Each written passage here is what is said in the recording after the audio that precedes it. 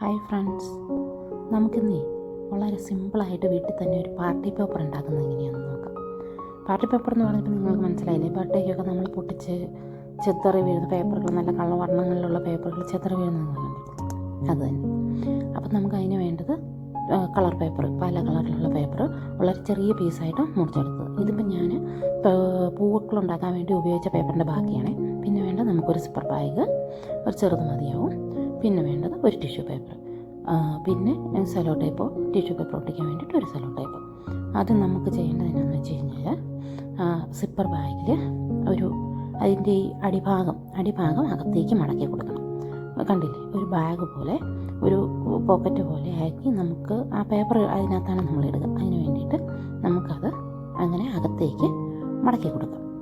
അത് മടക്കി കൊടുത്ത ശേഷം നമ്മൾ ഈ ഇട്ടിരിക്കുന്ന പേപ്പറെല്ലാം കട്ട് ചെയ്ത് വെച്ചിരിക്കുന്ന പേപ്പറുകൾ അതിനകത്തേക്ക് വാരി നിറയ്ക്കുക. കണ്ടോ, ഞാൻ വെറുതെ വേസ്റ്റ് പേപ്പർ മാത്രമാണ് ഞാൻ ഉപയോഗിച്ചിട്ടുള്ളത്. ഞാൻ പൂക്കൾ ഉണ്ടാക്കാൻ വേണ്ടിയിട്ട് ഉപയോഗിച്ച വർണ്ണക്കടലാസിൻ്റെ മിച്ചം വന്ന ഭാഗം ചെറിയ പീസുകളായിട്ട് കട്ട് ചെയ്ത് ഇട്ടിരിക്കുന്നതാണ്. അപ്പം നമുക്ക് അതിനകത്ത് വേറെ ചിലവൊന്നുമില്ല. നമ്മളുടെ കയ്യിലുള്ള പേപ്പർ കളറിലുള്ളത് ഏതാണെന്ന് വെച്ചാൽ അത് ഉപയോഗിച്ചാൽ മതി. പിന്നെ വേണ്ടത് ടിഷ്യൂ പേപ്പർ നമ്മുടെ ആ സിപ്പർ ബാഗിൻ്റെ സൈസിനനുസരിച്ച് നമുക്കൊരു ചെറിയ കഷ്ണം മുറിച്ചെടുക്കാം.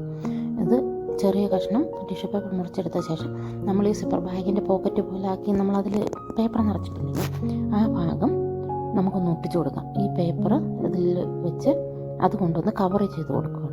അപ്പോൾ അത് ഇതുപോലെ എടുത്ത് വെച്ചിട്ട് അതിൻ്റെ 4 വശവും ഒട്ടും എയർ കയറാത്ത രീതിയിൽ നമുക്കൊന്ന് ഒട്ടിച്ചു കൊടുക്കാം. സെലോ ടേപ്പ് വെച്ചോ നമുക്ക് അതിൻ്റെ 4 വശവും ഒട്ടിച്ചു കൊടുക്കാം. അല്ലെങ്കിൽ ഡബിൾ സൈഡ് ടേപ്പ് ആയാലും മതി, ഏതാണ് നമ്മുടെ കയ്യിലുള്ളതെന്ന് വെച്ചാൽ ആ ടേപ്പ് വെച്ച് 4 വശം ഒട്ടിച്ചു കൊടുക്കാം. പിന്നെ നമുക്ക് അതിൻ്റെ മറുവശത്ത്, അതായത് സിപ്പർ ബാഗിൻ്റെ ഉള്ളിൽ നമുക്ക് കാറ്റ് നിറയ്ക്കണം. അതിന് വേണ്ടിയിട്ട് നമുക്കൊരു സ്ട്രോയോ എന്താ നമ്മുടെ കയ്യിലുള്ളതെന്ന് വെച്ചാൽ അത് അതിനുള്ളിലേക്ക് ഒരു സൈഡ് വെച്ചിട്ട് ബാക്കി ഭാഗം നല്ലതായിട്ട് സീൽ ചെയ്ത് കൊടുക്കുക. അപ്പോൾ ആ ഒരു ചെറിയ ഹോൾ വഴി നമുക്ക് ഊതി കൊടുക്കാവുന്നതാണ്.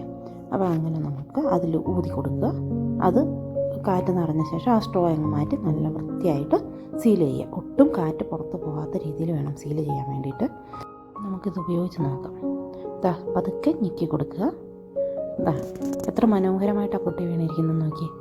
നമ്മൾ വാങ്ങിക്കുന്ന പാർട്ടി പേപ്പറിൽ നിന്നും എങ്ങനെയാണോ പേപ്പറുകൾ പൊട്ടി വീഴുന്നത് അതുപോലെ തന്നെ വീണിട്ടില്ലേ, നല്ല ഭംഗിയില്ലേ. അപ്പോൾ നമുക്ക് ഇനി അടുത്ത പാർട്ടിക്ക് നമുക്ക് വീട്ടിൽ തന്നെ ഒരു പേപ്പർ ഉണ്ടാക്കി പൊട്ടിച്ച് നോക്കാം. വീഡിയോ ഇഷ്ടപ്പെട്ടാൽ ലൈക്ക് ചെയ്യാനും ക്രാഫ്റ്റ് വർക്കുകൾ ഇഷ്ടപ്പെടുന്ന നിങ്ങളുടെ കൂട്ടുകാർക്ക് ഷെയർ ചെയ്ത് കൊടുക്കാനും മറക്കല്ലേ.